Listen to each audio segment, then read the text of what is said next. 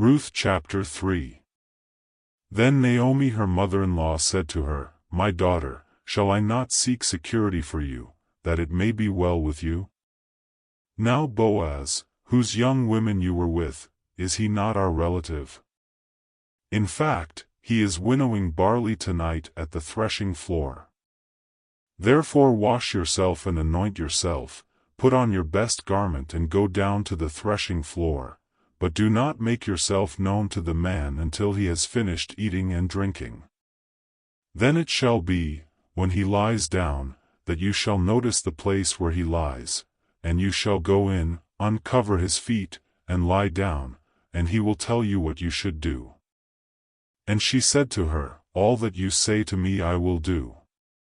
So she went down to the threshing floor and did according to all that her mother-in-law instructed her. And after Boaz had eaten and drunk, and his heart was cheerful, he went to lie down at the end of the heap of grain, and she came softly, uncovered his feet, and lay down. Now it happened at midnight that the man was startled, and turned himself, and there, a woman was lying at his feet. And he said, Who are you? So she answered, I am Ruth, your maidservant. Take your maidservant under your wing, for you are a close relative. Then he said, Blessed are you of the Lord, my daughter. For you have shown more kindness at the end than at the beginning, in that you did not go after young men, whether poor or rich. And now, my daughter, do not fear. I will do for you all that you request, for all the people of my town know that you are a virtuous woman. Now it is true that I am a close relative, however, there is a relative closer than I. Stay this night, and in the morning it shall be that if he will perform the duty of a close relative for you, good, let him do it. But if he does not want to perform the duty for you, then I will perform the duty for you, as the Lord lives. Lie down until morning. So she lay at his feet until morning, and she arose before one could recognize another. Then he said, Do not let it be known that the woman came to the threshing floor. Also he said, Bring the shawl that is on you and hold it. And when she held it, he measured 6 ephahs of barley, and laid it on her. Then she went into the city. When she came to her mother-in-law, she said, Is that you, my daughter? Then she told her all that the man had done for her. And she said, These 6 ephahs of barley he gave me, for he said to me, Do not go empty-handed to your mother-in-law. Then she said, Sit still, my daughter, until you know how the matter will turn out, for the man will not rest until he has concluded the matter this day. Then he said, Blessed are you of the Lord, my daughter. For you have shown more kindness at the end than at the beginning, in that you did not go after young men, whether poor or rich. And now, my daughter, do not fear.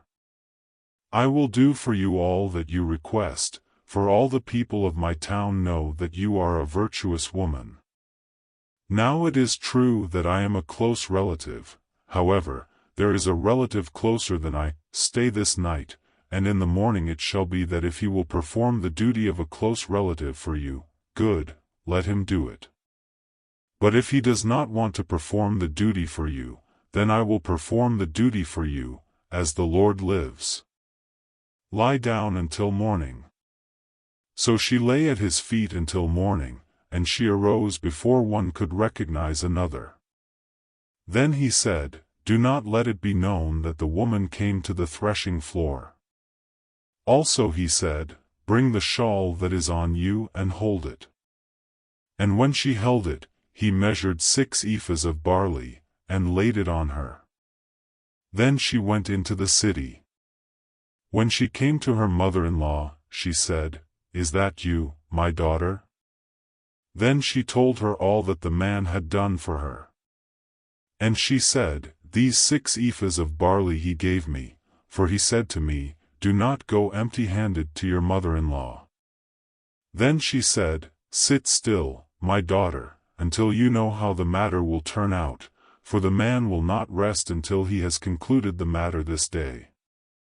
Ruth chapter 4. Meanwhile, Boaz went up to the town gate and sat down there just as the guardian redeemer he had mentioned came along. Boaz said, "Come over here, my friend, and sit down." So he went over and sat down. Boaz took 10 of the elders of the town and said, "Sit here," and they did so. Then he said to the guardian redeemer, "Naomi, who has come back from Moab, is selling the piece of land that belonged to our relative Elimelech. I thought I should bring the matter to your attention and suggest that you buy it in the presence of these seated here and in the presence of the elders of my people. If you will redeem it, do so. But if you will not, tell me, so I will know. For no one has the right to do it except you, and I am next in line." "I will redeem it," he said. Then Boaz said, "On the day you buy the land from Naomi, you also acquire Ruth the Moabite, the dead man's widow, in order to maintain the name of the dead with his property." At this, the guardian redeemer said, "Then I cannot redeem it because I might endanger my own estate." "You redeem it yourself." "I cannot do it." Now in earlier times in Israel, for the redemption and transfer of property to become final, one party took off his sandal and gave it to the other. This was the method of legalizing transactions in Israel. So the guardian redeemer said to Boaz, "Buy it yourself." And he removed his sandal. Then Boaz announced to the elders and all the people, "Today you are witnesses that I have bought from Naomi all the property of Elimelech, Chilion, and Mahlon. I have also acquired Ruth the Moabite, Mahlon's widow, as my wife, in order to maintain the name of the dead with his property, so that his name will not disappear from among his family or from his hometown. Today you are witnesses." Then the elders and all the people at the gate said, "We are witnesses. May the Lord make the woman who is coming into your home like Rachel and Leah, who together built up the family of Israel. May you have standing in Ephrathah and be famous in Bethlehem. Through the offspring the Lord gives you by this young woman, may your family be like that of Perez, whom Tamar bore to Judah." Naomi gains a son, so Boaz took Ruth, and she became his wife. When he made love to her, the Lord enabled her to conceive, and she gave birth to a son.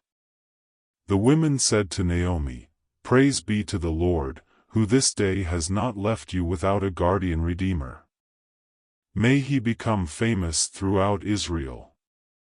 He will renew your life and sustain you in your old age. For your daughter-in-law, who loves you and who is better to you than 7 sons, has given him birth." Then Naomi took the child in her arms and cared for him.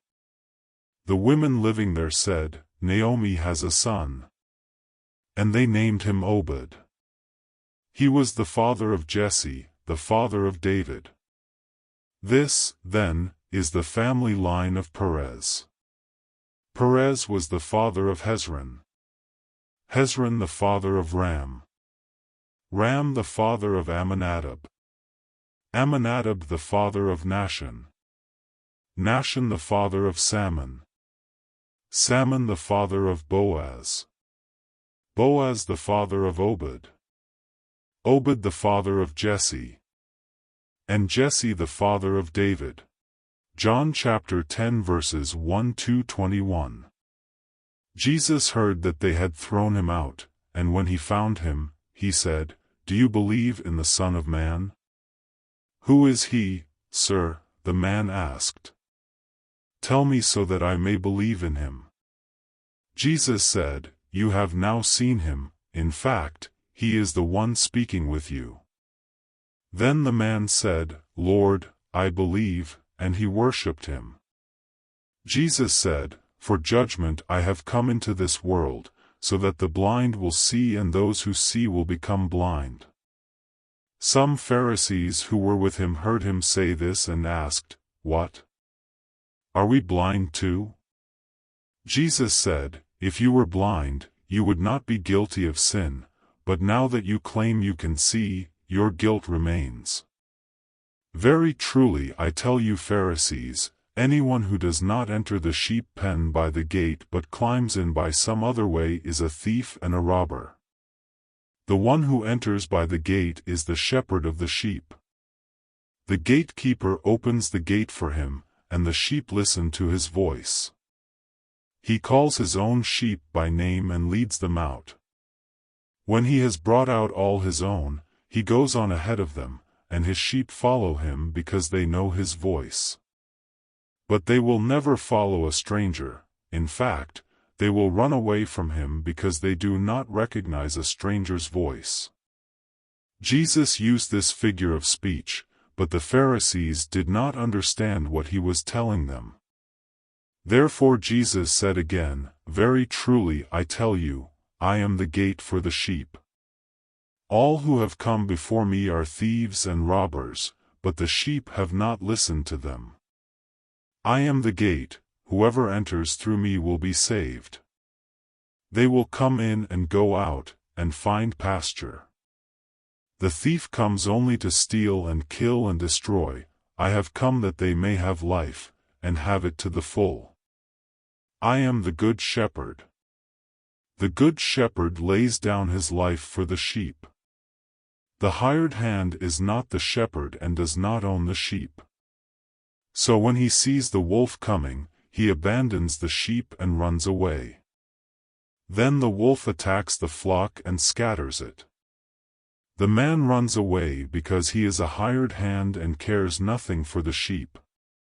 I am the good shepherd. I know my sheep and my sheep know me, just as the Father knows me and I know the Father, and I lay down my life for the sheep. I have other sheep that are not of this sheep pen. I must bring them also. They too will listen to my voice, and there shall be one flock and one shepherd. The reason my Father loves me is that I lay down my life, only to take it up again. No one takes it from me, but I lay it down of my own accord. I have authority to lay it down and authority to take it up again. This command I received from my Father." The Jews who heard these words were again divided. Many of them said, "He is demon-possessed and raving mad. Why listen to him?" But others said, "These are not the sayings of a man possessed by a demon. Can a demon open the eyes of the blind?" Psalm chapter 62 verses 1-12. Truly my soul finds rest in God. My salvation comes from him. Truly he is my rock and my salvation. He is my fortress, I will never be shaken. How long will you assault me? Would all of you throw me down? This leaning wall, this tottering fence? Surely they intend to topple me from my lofty place. They take delight in lies. With their mouths they bless, but in their hearts they curse.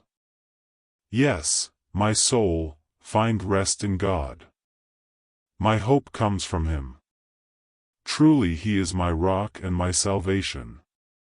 He is my fortress, I will not be shaken. My salvation and my honor depend on God. He is my mighty rock, my refuge.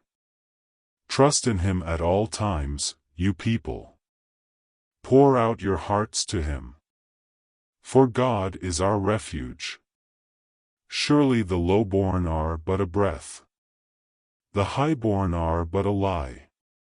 If weighed on a balance, they are nothing. Together they are only a breath. Do not trust in extortion, or put vain hope in stolen goods. Though your riches increase, do not set your heart on them. One thing God has spoken. Two things I have heard. Power belongs to you, God, And with you, Lord, is unfailing love. And you reward everyone according to what they have done. Thank you so much for watching and listening to the Word of God. If you found this video uplifting and inspiring, please give it a thumbs up and share it with your friends and family. Your support helps spread God's Word and brings joy to more people. Don't forget to subscribe and hit the bell icon so you never miss an update. And if you have some time, check out my other videos. I have many more Bible verses and messages that I hope will touch your heart. Thank you for your support and may God bless you.